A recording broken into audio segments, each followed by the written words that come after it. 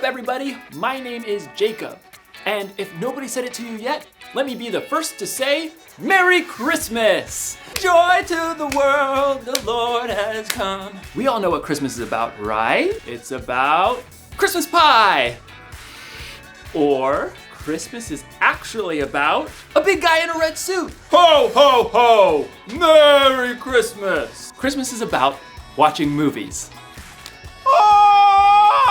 Truth is, Christmas is about a lot of things, but there is one thing that makes this whole season worth celebrating.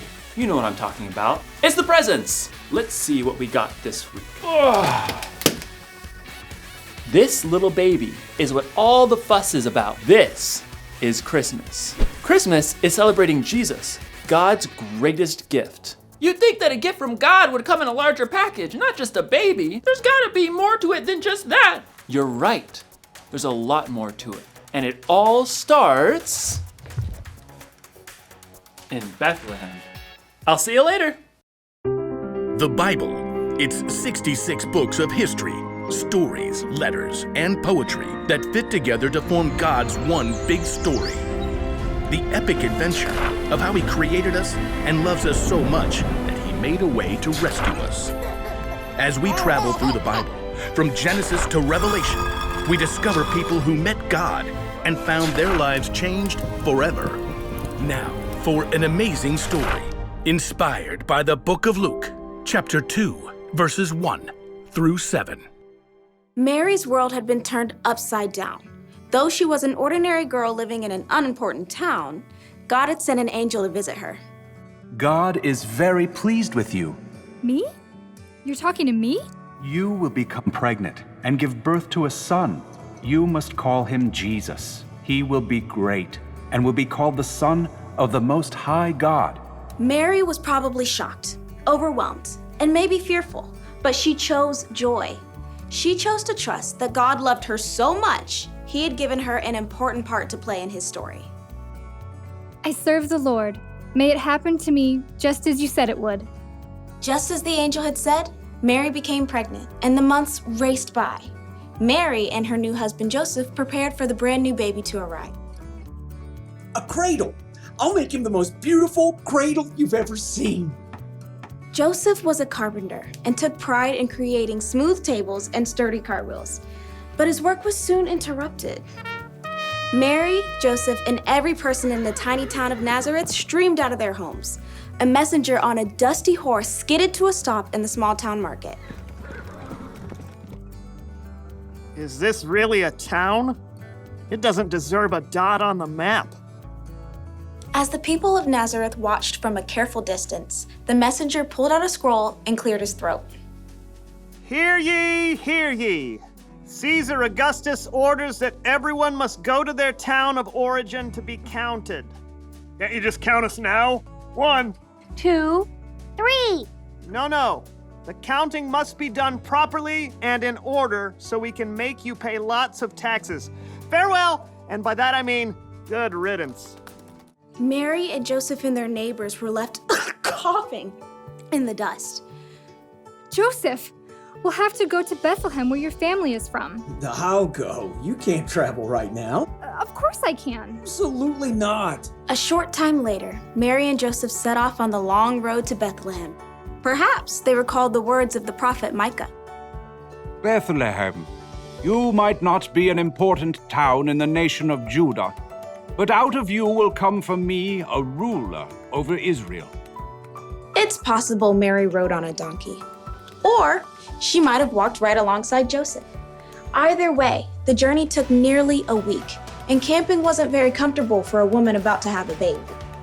But when they reached Bethlehem, the little town was neither silent nor still. It looks like everyone else came home too. Please, just anywhere. This baby is coming soon. At last, someone found them room, in a place where the animals stayed. Absolutely not. We'll take it. And in a short time, Mary's baby was born. It's a boy! His name is Jesus. Mary tore a clean cloth into wide strips and tightly wrapped her baby to keep him warm and cozy. No cradle? Where will he sleep? Put fresh hay in the animal's feeding trough. We'll lay him in there. What about the sheep? They don't mind. Mary lay her tiny baby in the clean hay, the king of the whole world, sleeping in a manger next to the animals. He's perfect. Yes, he is. In the most unexpected place, at the most unexpected time, God had shown his love. He'd sent his very own son as a baby to rescue the whole world.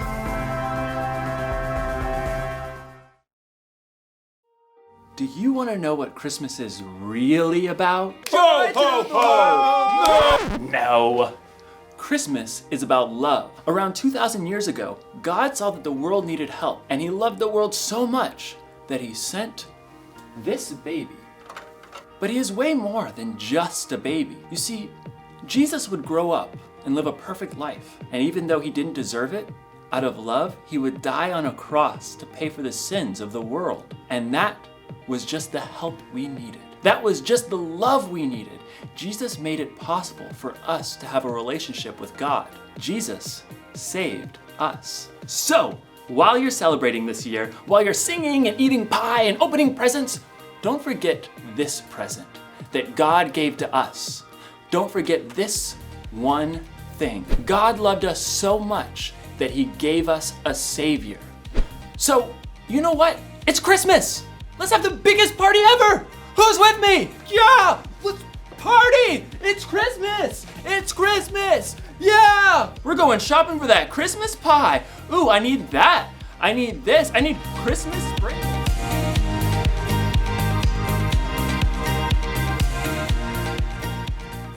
On the first day of Christmas, my true love gave to me a partridge in a pear tree.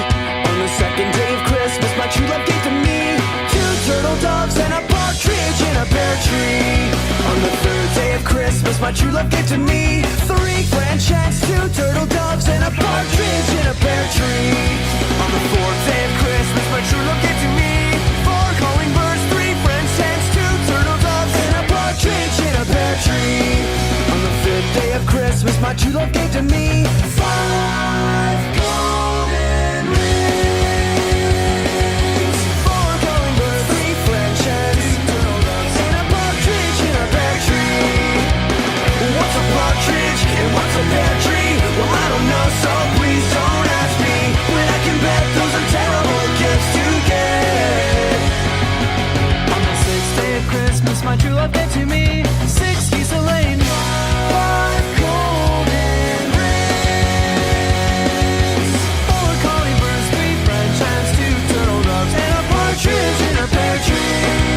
On the seventh day of Christmas, my true love gave to me 7 swans a swimming, 6 geese a laying, 5 golden rings, 4 calling birds, 3 French hens, 2 turtle doves, and a partridge in a pear tree.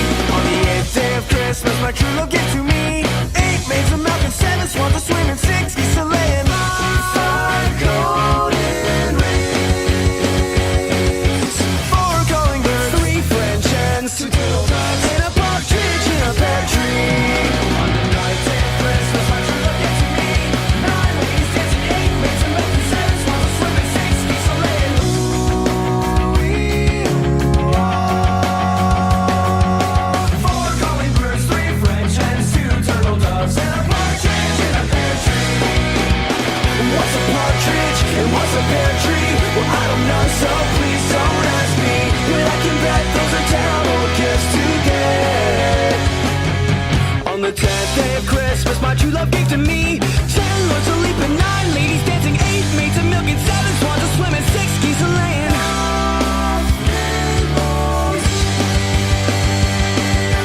4, 3 French, 2 doves, and a partridge in a pear tree. On the day of Christmas, my true love gave to me 11 pipers piping, 10 lords a leaping, 9 ladies dancing, 8 maids of milk and 7 swans a swimming, 6 geese a laying.